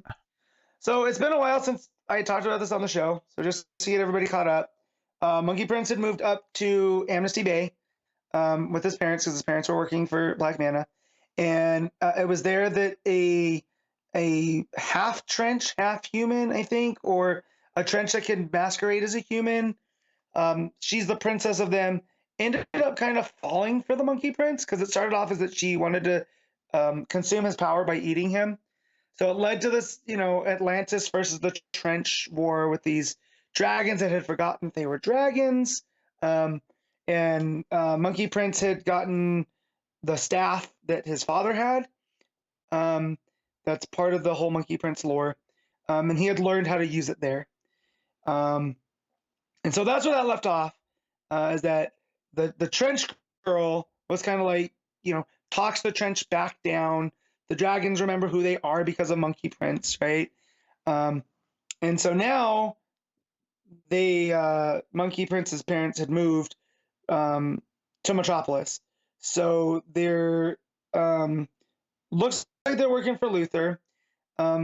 These creatures come in and attack, and these two scientists are walking around in full like body like suits, like they're working with something hazardous.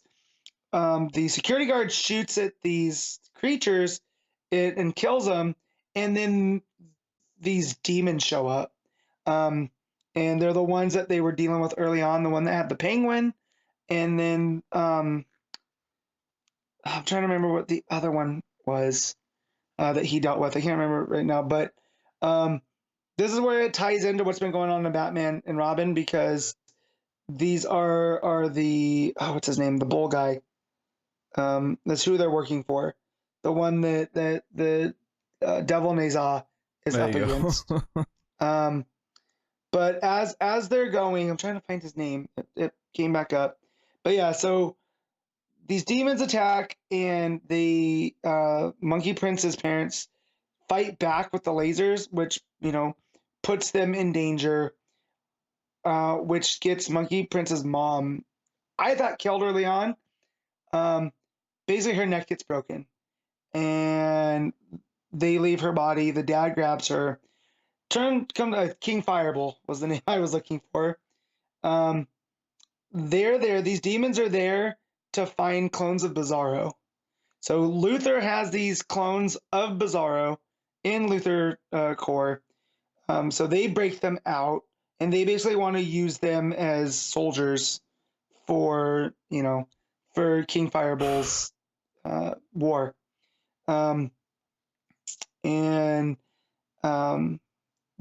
they one of the demons ends up eating one of the Bizarro clones, which is super weird. But Shifu and Monkey Prince are up floating on a cloud, and Shifu's trying to teach him how to meditate and basically take all these bad thoughts out. And he did it, but not well. And Shifu's just like, oh well, you'll get better at it. He decides to go. Monkey Prince goes to go meet with some friends, because now he's actually meeting friends in Metropolis, and that's where the two magic users, I think it was Jinx and I can't remember who the other one was, attack Shifu, and they end up bringing him in. They him in rocks. As Marcus, Monkey Prince's real name, is hanging out with his friends at Big Belly Burger, his dad comes and is like, son, we gotta go. And he's like, why? He's like, I'll tell you later. He has mom in the back of the car. He's like, we gotta go see grandpa. And so they drive up into the, out of Metropolis. He listens for his mom breathing. She's still alive, but just barely. And they knock on the door, and grandpa doesn't seem happy to see him. As they're getting her out of the car, it's Grandpa Gerard. He picks the dad up and is like, "What did you do to my daughter?" So you're like, "Who's this grandpa? Why is he super strong?" He offers to put her in a new body. Marcus's dad's like, "No, just fix her, please." And it's gonna be a long night, so they're in Grandpa's lab. It cuts over to Supergirl, and she's investigating the LexCorp break-in. She sees that there's these fingerprints on the laser gun, but they're not from a human. Um, so she's gonna start looking for what's going on. This gets her involved in all this. But Monkey Prince starts talking to his grandpa and is like, "Yeah, we can fix this. It's just gonna be easier to put her in a new body. I don't know why."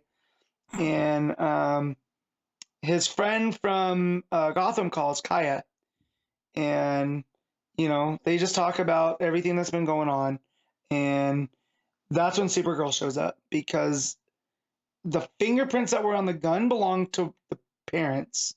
So the fact that they weren't human, something is going on.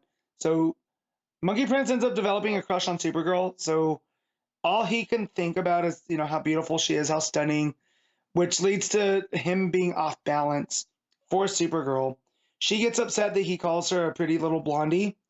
So she punches him out. She knocks him basically into the next mountain. He decides to pull out the staff. They go back and forth. Grandpa's like, "Well, you know what?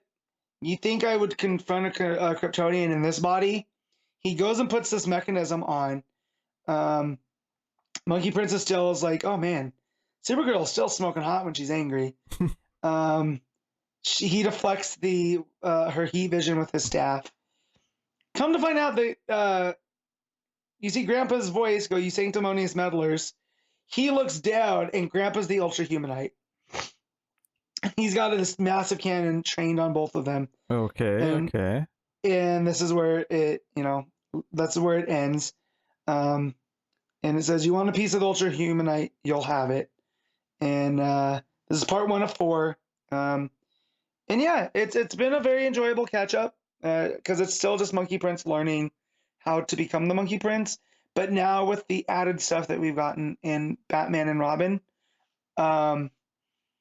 it's really Yang playing with a lot of DC things, right? So now we have the Ultra Humanite, and now we have, clearly his mom isn't fully human because, or his dad, maybe dad is Monkey King and doesn't realize it.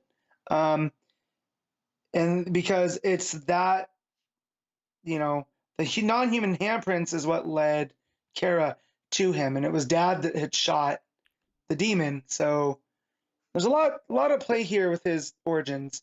Sounds like Monkey Prince needs to keep his tail in his pants by the sounds of it. Yes, he does, which according to people that are familiar with the Monkey Prince and the Journey to the West is a thing, right? With the Monkey King, I mean. So, but yeah, him, Marcus and Supergirl and him just constantly, like, when Chang draws him, he has heart eyes, and he's just very attracted to Kara, which is just so funny. But yeah, it's Marcus finally adjusting. He's kind of over his fear of water. He's learning to use the staff. The headband, he's learning very well under Shaifu.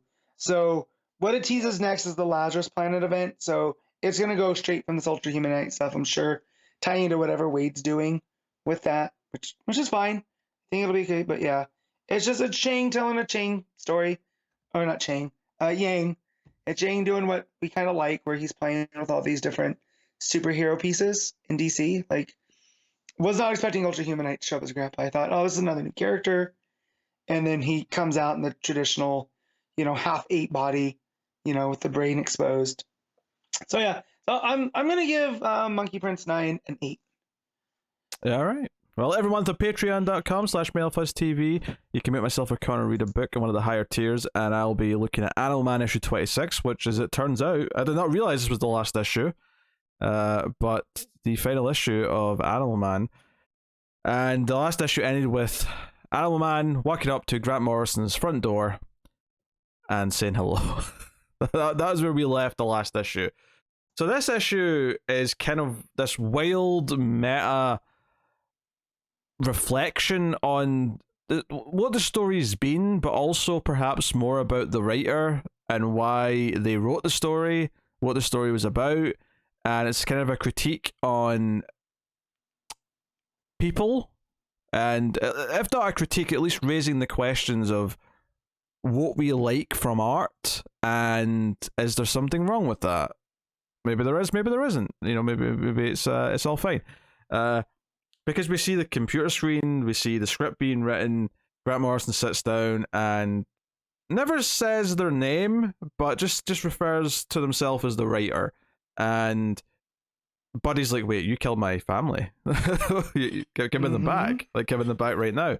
And then at one point, Buddy gets really angry, throws Grant Morrison through the window, but then Grant Morrison just walks in from behind and says, I made you do that. Like, I did that. Like, it's not real. That's real. I'm in your world because I can do that, but you can't come into my world. You can't come into the real world. And basically it just goes on like an explanation of that Buddy's a comic book character, that Grant rescued him from obscurity, and there's going to be a new writer. But, you know, this run has been a little bit preachy. You know, it's kind of been like saving animals week to week, trying to tell people about some of the horrible things that go on in the world with mistreating of animals and the environment and things like that. And but you know, right, you know, editors and stuff want superhero action, so that's why I had to have a scene where you threw me through a window, because there has to be an action scene at the start of the comic book. Like, it's all just stuff like that. It's going through and explaining stuff, and they're walking around what, you know, looks like Scotland. I think later on there's a reference to a specific place, but it does look like I mean, I don't know if I've been to this exact place, but it looks very, you know, somewhere on the edge of Glasgow, somewhere. The looks of it. That's where Morrison's from, right? Is Glasgow? I think so. Yeah. Yeah. I think so. If not Glasgow specifically, then maybe on the outskirts. But I wasn't sure if they were from a smaller town, but yeah, I'm gonna look. Yeah, and Buddy thinks this world feels very bleak. This representation of the real world. Grant makes a bunch of superheroes like come out of the water and basically disappear almost instantly. And he's like, well, you know, the editors, you know, want some superheroes. They want some colorful costumes, so I made them appear and then disappear as quickly as you know, as This was the 80s version of him just ragging on editors, right? Like, oh, you want superheroes? I'm going to put them in there, but I'm going to make a commentary. Yeah, there is a critique of comic book writing and like fiction in general. At various points they go into the idea that we make characters through our art, but then for entertainment's sake, we kill them, we torture them, we put them through misery, because that's what makes good stories. But what if they kind of really exist somewhere? And there's this almost idea that Grant is God to Buddy and Buddy's world, because they're the one who's writing it and the one who's creating everything. But then what does that say about if there is a God and God's doing all this and all the awful things that happen in the world, then what does that say about God? You know, like, there's this kind of metatextual kind of way to look at it. And at one point Buddy notices, wait, you write the Doom Patrol as well? And Grant's like, yes, but they don't know it. That's so funny. Which, you know, around this time it would have been when Grant was writing Doom Patrol, so right. That's pretty funny. And Buddy's like, do you write all the heroes? And Grant's like, no, I don't have time for that, but I write Doom Patrol, and other writers like take other, and there'll be a new writer soon, so you might turn into a generic superhero. I might make you like forget you had a family, because I can do that, like, you know, like all these things. But I want to get a specific quote here that that I want to specifically point out. Something about, so this is obviously very meta commentary of the time, but talks about how part of the reason why Buddy's family got killed in the story is that over the last couple decades, and this is especially true towards the end of the 80s, is that comic books have gotten more violent and darker because it's more realistic. And the line that Grant has here is, and God help us if that's true, because, like, heaven forbid we actually want our characters to have some happiness, or to root for peace, or to like aspire to be peaceful and be you know, content with life. We have to write misery, we have to write all these things. So obviously it's the sort of thing where if you're talking about writing Superman properly, this all kind of feels like it clicks out of place with that. But There's a page towards the end where Grant just starts thanking people. Thanks the editor for putting up with their bullshit. Thanks the artists. Thanks the letterer. Thanks to people who write into the newsletter. And just generally has and this all happens as Buddy's fighting a generic shark supervillain that Grant just made come out the water. And that's happening in the background as Grant's just thanking people for working on the comic book. It's wild. It's the most bizarre thing you've ever seen. And the whole time Buddy's like, this is bullshit, like, give me my family back, you bastard, you're evil, you're awful. And Grant tells a story of this cat that they had just prior to this that passed away very young because something pierced its lung. Something that the cat ate pierced its lung. And as a result died quite young, and Grant was drip feeding the animal for a while, trying to keep it alive as much as they could, but ultimately passed away. And this pain ties it, so it's kind of comparing the pain Buddy's going through with, like, well, who took my cat from me? This is bullshit. You know, why did I have to lose a cat? And Buddy's like, no, like, you can do something about this. You can fix this. You give me my family back. And ultimately, Grant just fades away and says, you're going to forget we ever met. And Buddy's left in sort of blank white space, and it's a really kind of poignant moment. And then Buddy just pops up on his couch in the living room, and the doorbell rings. But right before, as he's going to the door, there's a cat on the table. The implication being that Grant's written his cat into the story. And then he opens the door, and his family's there. The wife and the kids are there. They don't know they died. Buddy doesn't even really realize. He kind of just says, oh, I feel like I just had the worst dream. And he has a tear in his eyes. He's like thankful to see his wife again. And then the final pages, it cuts back to Grant, and they've written this ending. And basically says, there's nothing wrong at all.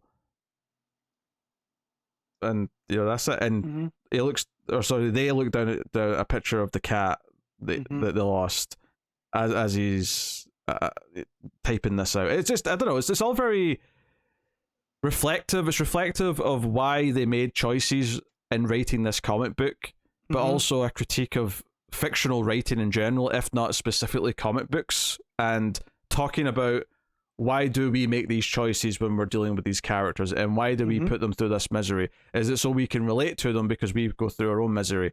And ultimately at the end does something kind for the character that they've been writing. Chooses to give Buddy the happy ending where, no, none of that really happened. And it doesn't feel cheap. Like, there's a million ways that writing an ending like this where Buddy just gets his family back could feel cheap. But because this book's been teasing that some unseen hand in the meta stuff, like, for a long time, and the whole final issue's kind of point is that there is unseen forces, and in the case of a comic book, the unseen force is the writer making these decisions. It kind of works. It oddly fits and doesn't feel cheap. It doesn't feel cheap that Grant's just magically given the family back, because it's actually an act of kindness that the writer's done this. The writer became a part of the story. And so it became less about Buddy fighting for his family, and this, at least he still fights for his family in the sense that he's trying to convince Grant to do it. So there is still that element there, but it becomes more about winning the heart of the writer and, like, try to, like, shred away the cynicism and provoke an act of kindness, even though it's for a fictional character that arguably we shouldn't feel the need to do something kind for, because it's a fictional character. They don't really exist. But ultimately Grant does. But it's still his creation, and he has compassion for his creation. So ultimately, you know, he gives him what he wants.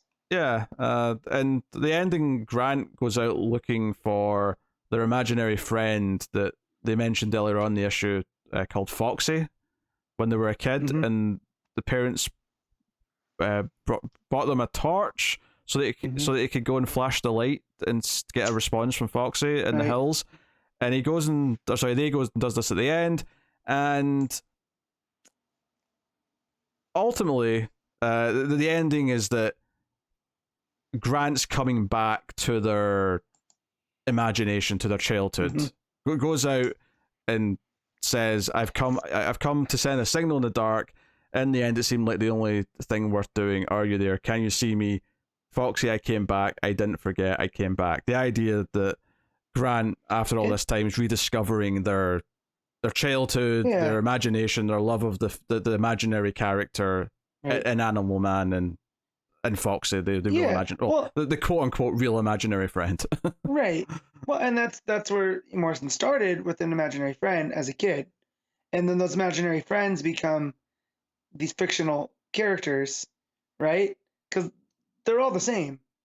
Yeah. I mean, what's the difference? Like, Superman doesn't actually exist, but we have a parasocial relationship with Superman and Batman. Oh, for sure. And that almost makes them like imaginary friend. And it is worth mentioning there is a kind of final page where there's no response to the light, and Grant just turns around and goes home and talks about there's no lights in the streets, everything's kind of dark. It's kind of just this quiet, tranquil, somber ending of just someone looking for the magic and not getting the response they got as a kid, but ultimately still made this choice to give the character they were writing the happy ending. You know what's funny is that there's always been this thing about, Morrison and Moore, and that they do similar kind of stories that break down comic books and make them accessible on this different level. But it's just like Morrison seems to have that light, like the twinkle in their eye when they're writing these things. Whereas Moore, everything kind of after a certain point was kind of like that twinkle was gone. It was like, this is just how it is. It's kind of like almost nihilistic in a way. And it feels like this was the jumping on point for Morrison to tell the type of stories that they do throughout DC, right? This is definitely the start, because this is far from Morrison's last foray into doing meta stuff. And because a lot of that stuff feels like in Final Crisis when Superman goes to that other realm where all these forgotten like basically IPs exist, and Superman has to band together, and that's where they get the wish machine. It's almost it's just compared to something. It's almost like Toy Story, the idea of the toys that are forgotten and left behind, and they feel sad because they're not played with anymore. It's kind of the same thing where, and that was in this run, and like you're saying in Final Crisis, these characters who feel left behind. And so, but there's always a twinkle, and there's always a sense of imagination and hope, and not everything is just like terrible. And it's funny that it was there from, Animal Man 26. And I think that's what makes this work, is the idea that this is a writer who wants to believe in hope and nicer things, and just decides to give the happy ending out of that kindness. That's what it becomes about. It's about making that choice at the end, rather than a traditional narrative ending where Buddy somehow, gets the MacGuffin that helps him bring his family back. Right. It's an actual Buddy has a conversation with God. Don't get me wrong. You can't do this too many times. Like, this only works. It works this time because it's so bold and different and new. Yeah, Morrison's never written themselves back into. Not that I know of. Yeah, not that I know of. Maybe in other things, but but there's always that sense of imagination, even in something like Claws. There's the idea of the Christmas spirit, being this force for good and whatnot. Like, it's just, there's themes throughout Morrison's work that I really like. Because a long time ago, I convinced myself I wasn't a Morrison fan. It's like, well, he doesn't read the right stories. I definitely think I like early because Doom Patrol Morrison, Animal Man Morrison, Arkham Asylum Morrison is definitely more my bag. I do like some of the build up to Batman R.I.P. and the Batman and Robin stuff after I really like, but I don't like Batman Inc. or Search for Bruce Wayne as much, but or Return of Bruce Wayne, sorry. So yeah, really. Also, when Morrison's doing his thanking stuff towards the end, the last thing that they get to is they say that if you care about animal cruelty and want to do something, join, support PETA. Here's their address and number. Like, in the book. Literally, it's just in the book. Funny. In dialogue. And I'm sure, I don't know if it's still the same, but I'm sure it was accurate at the time. Yeah, that's very funny. But yeah, so when you were talking a long time ago, when you were going over this, and you had the Wile E. Coyote issue, like, if you know this is coming, that issue stands out even more, because it's all about how gods play with their creations. and just, why does the coyote keep chasing the roadrunner? And it's because we keep making him. And when you realize that Morrison's showing up at the end, so this was something that I had learned from reading Wizard magazine. They had like the top 25 mind-blowing moments in comics, and this was like 2 or 3. So like I've known about this without having read it for like a long time now. So knowing that this is what you're building to, and then hearing you break down that coyote issue, it just puts that whole run into a different perspective because it's seeded like throughout. That if you know Morrison's coming, right, that just the steps that it takes to get him there is to get Buddy to meet Morrison is just crazy. And like this happened in 1990, right? Like this is like crazy comic book writing for 2022, but this was going on. Like what I would love to know what the reaction was in 1990 to this. Yeah, I have to imagine it will be an interesting read on a second time, just because if you know exactly where it's going and you've got all those themes in your head. And there's a little other things that's mentioned in this issue, like, it's awfully convenient to be able to just like jump to a new location from panel to panel. You just cut to the new location and it's that easy. Almost like as if comic book characters don't realize they're hopping from place to place and there's no in between time, which we assume that it exists, we just don't see it. But this is suggesting that no, literally there's just like a skip to the next panel and nothing else is there. Yeah, it's what happens in between the panels. So I don't know. Yeah, I know. Fascinating to read. Obviously, I was expecting a biggie because it's been building up for a long time and it's got a reputation. So, but it was a very invigorating and fascinating read where it really got my mind going as to what it was actually saying, and it felt very self-reflective, and that it felt just as much about Grant Morrison, the writer, as it did about Buddy Baker, the character. And everything that was being said about writing this comic book felt like it was a critique of the world and the things in it and the attitudes of people, and bizarrely relevant to some modern debates about how superheroes should be portrayed and how dark they should be and things like that. And the idea that cynicism from Morrison was, well, not cynicism, but it's weird because, you know what I mean? Like that's what I was looking for with Alan Moore, was the cynicism versus the kind of almost optimism that Morrison seems to write with. I mean, I love Alan Moore. I might even still put Alan Moore above Grant Morrison overall for my taste. And I guess Alan Moore is very much the Stanley Kubrick of comic books. And the way that he presents his stories and worlds is so rich in detail. And I don't even necessarily mean because there's a lot of words. I just mean and how the there's story's layers told. to it. There's a reason why Johns was able to build a Green Lantern run out of one issue of stuff that Alan Moore had brought up. You know what I mean? Like there's a whole bunch there that Johns just brought out. And then because I see this people complaining like that Watchmen characters are showing back up in Johns' stuff, and they're like, just let Alan Moore rest, and like Alan Moore's gone. But it's like, well, no, the reason that John's able to tell these stories 40 years later is because of the work that that Moore did, that there's so much there to play with. So yeah, comparing him to Kubrick makes a lot of sense, because like I'm not huge into Kubrick, but the Kubrick that I do like, it is because it is so detailed, and you can, there's something to his filmmaking. It's layered. Kubrick just is thoroughly an artist, and every single frame is a painting almost. And I think Alan Moore, in a similar vein with comic books, like every page, every character, every scene just feels like so thought out and intentioned. And it's not to like downplay other comic writers or anything by any means. It just there's a level to it that just feels next, I guess. And I feel that whenever I watch a Kubrick movie, I feel that way, and I feel like that whenever I read an Alan Moore comic. So well, and also I think a lot to be say about Kubrick too is a lot like David Lynch, where they did not come from film. They were artists of a different sort, so they approached film almost from an outsider's perspective. And I almost wonder if that's how Moore and Morrison kind of approached it as well. I don't know if David Lynch a perfect comparison for Morrison, but there is definitely a little overlap. Well, I was just bringing because his movies stand out as well. Like again, I'm not a huge fan of David Lynch, but I remember the ones that I've seen. He usually has heart in his story, though. If you want to compare it to Morrison, David Lynch, underneath all of the nihilism, which is also present in David Lynch stuff, there's usually like the hope of like a good element, like winning the day ultimately. That tends to be there buried deep. That's the first season of Twin Peaks, right? Is the hope that they're gonna uncover what happened with Lord Palmer, right? You know, that's the agent. Oh God, the name's escaping me. Kelly MacLachlan. Yes, I know who you mean. Yeah, Cooper. There you go, Agent Cooper. Yeah. He is like he represents just this.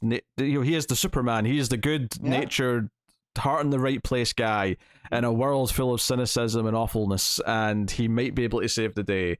It gets more complicated than that as it goes on, of course, but that's very much kind of where it starts. Yeah, but I just want to bring up, like, because you said that, like, with like Kubrick is an artist in the way that Moore is, and that's, to me, that's because they're approaching it from a different perspective, right? And I feel like Morrison does the same thing because it is from a different perspective. Because again, in 1990, who else is putting themselves into comic books and then commenting on it? You know, like commenting on editorial, and this is why the family. If honestly, it feels like Grant Morrison's having a midlife crisis while I'm reading this issue. To be honest, that's the sense I get from it. Anyway, it's a hearty 9.5 out of 10. This issue, not so surprising. So there you go. That'll take us out of the part of the show. We pick our favorite stuff of the week. Favorite panel/moment, favorite cover, and favorite art. Panel/moment, Matt, what you got? So I'm gonna take it from Gotham City Year One. And it's going to be that panel at the end where they ask Slam if he's lost his mind. And he just, with his back against the wall, looking at this army or these other detectives with billy clubs or nightsticks. And he just says yes. And then proceeds to take it to him. Like, that is such a fantastic moment. I'm going to go from the same page, but I'm going to the very last panel. And just him saying, I was plenty bothered by it. Because the meaning behind that and what it means for him and his motivation in the story, I just think works so well. So, a bit of a cop out perhaps, but that's what I'm going with. Covers, best cover of the week. So basically, there's several good covers for Batman in Gotham Year One that are up for consideration. There's a Jock Batman cover, which is black and yellow, which looks great. There's a Gabriel Del Auto cover, which is Batman in his blue and grey uniform, which I think is great. That's pretty cool. Yeah, there's also a Sejic cover where Batman's standing in front of the dinosaur in the Batcave, which looks pretty stunning. So, that's very good. There's a Smallwood cover for Gotham City Year One. That's the cover. Maybe I'm tipping my hand, but that's what got the conversation going with. But there's also the Francavilla. Yeah, there's also a Francavilla cover with the blue and the yellow colors. So I had 5 to choose from between those that all stuck out to me. And I think that ultimately I'm probably going to go with the Francavilla one. But I think the colors I really like, and I think that the mood of a Francavilla piece fits Gotham Year One so well that I just think it sticks out to me the most. But obviously, all 5 of those were great. What's your pick? So I just want to mention the Ivy covers because the Ivy covers are usually pretty good. Sure. There's a Middleton one that just, it's very soft light, and just it looks really like it's very pretty. But I have to go with the Smallwood cover for Gotham City Year One just because, I mean, I don't go out of my way to pick up variants very often, but that one I did. Okay. So. All right. Art of the week. I'm gonna give this to Batman with Jimenez. It's the 1-2 punch of Jimenez and Leonardo Romero. Hard to beat that. I mean, Hester in Gotham City was pretty close. I mean, it's between those two because I only read 3 new books this week. It was a quiet week, right. And next week's relatively quiet. I'll tell you about that in a second. But yeah, I was struggling between these two. I think I'm going to go with Hester overall, but it's just very close. Yeah. So, all right, rank your books, Matt. So I'm going to go with number 1 is Gotham City Year One. Number 2 is Monkey Prince. Number 3 is Poison Ivy. 3 is Batman. 4 is Poison Ivy, and 5 is Dark Crisis. Warzone. Well, easy for me. Number 1 is Gotham City Year 1. Number 2 is Batman. Number 3 is Dark Crisis Warzone. So there you go. There you go. Easy peasy. So I'll tell you what's coming next week from DC Comics. So we have Wonder Woman 794, Superman Son of Kal-El issue 18, Batman Spawn issue 1, Batgirls 13, I Am Batman 16, Danger Street issue 1, Dark Crisis Big Bang issue 1, that's another one shot. Yep. Batman Incorporated issue 3, Wildcats issue 2, Harley Quinn Uncovered issue 1, and the Batman Scooby-Doo Mysteries issue 3. There's owls there too. Oh, very good. So obviously we're checking out Danger Street because we're excited about the new Tom King book. 100%. It is quite a light week, so I might look at Batman Spawn. Just for the giggles. See what it's like. You let me. I mean, it is Capullo art, but yeah. Are you reading? I assume you're reading Wildcats issue 2. Yeah, I'm reading Wildcats. Yeah. So I have Superman. or Son of Kal-El, Danger Street, Big Bang, and Wildcats. So what's the Harley Quinn Uncovered? I don't know. Just the new Harley. I like the cover with her with the hyenas. In celebration of Harley Quinn issue 25, this is a gorgeous, irreverent look at it's all covers. Oh, it's all variant covers. That makes sense with the title. Belkin y'all out for $6 for. I mean, for our book, that's not too bad, but yeah. Oh well, there you go. That's what's coming. Maybe I'll catch up on the Batgirls annual and use that as a jumping on point because I did like that Freaky Friday. Maybe I'll pick up Batgirls 13. We'll see. Oh, we'll see how many week goes. Yeah. Yeah. Well, why not? You said that was the start, right? Last week. That's just the start of a new arc, more or less. Yeah. Gonna see if maybe my store will loan me out Batgirls because it is Christmas. And, money has to be spent elsewhere, but they're usually good for that. I'm a pretty good customer. So there you go. That is the show. That's episode 334. So obviously you can like, subscribe, ding the bell for notifications. That helps us out a lot, as does of course rating the podcast on iTunes or wherever you get your podcast from. You can support all the content by going over to patreon.com/MailFuzzTV and supporting us over there for any amount per month. At the $5 tier you get early access whenever the show's ready late in the Saturday, as opposed to waiting for the launch time on the Sunday. So if that's of interest, go check it out. There's a Discord page. You can get a link to that in the description. There's a Twitter at DC Comics Podcast, and that's everything. I feel like I suppose I could promote the other YouTube channels. MailFuzz Movies and MailFuzz TV have movie and TV review podcasts featuring myself and a variety of other people. So go check out those. But that is me, and I'm about to pass out. So thank you once again for watching and listening. We always appreciate it. Keep reading DC Comics, and remember to never get lost in the Speed Force.